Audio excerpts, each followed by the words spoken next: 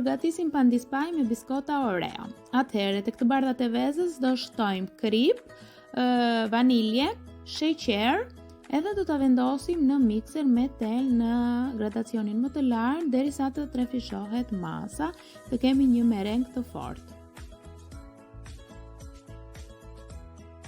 Ndërkohë tek të verdhat e vezës do të shtojmë ujë edhe vaj. Ndërkohë bëjmë gati masat e thata, kemi një seshte, miell edhe pluhur për pjekje dhe gjithmonë nëpër pandispanja do ta sitim. Masat e thata gjithmonë i sitim.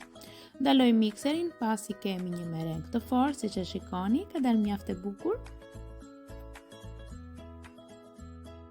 Dhe ndërkohë do përziejmë pak masën me të verdhat dhe do ta shtojmë tek të bardhat e vezëve, tek merenga domethënë. Do përziejmë pak derisa të bashkohet masa.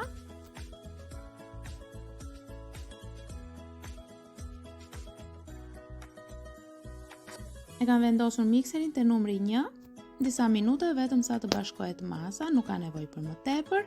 Pasi masa na është bërë kështu kremoze, tepër e bukur, do shtojmë masat e thata, do ta shtojmë 2 ose 3 herë, domethënë nga pak duke e situr, dhe do përziejmë me tel dore. Këtë proces e bëjmë me tel dore, jo me mikser, pasi nuk duam që të na bie volumi i pandispanjës, domethënë të mos iki ajri që ka fituar gjatë rrahjes të bardhat e vezëve. Në fund do shtojmë biskotat Oreo, i kam shtuar të thermuara, po jo shumë, që të ndihet shija, ndërkohë që do ta ham.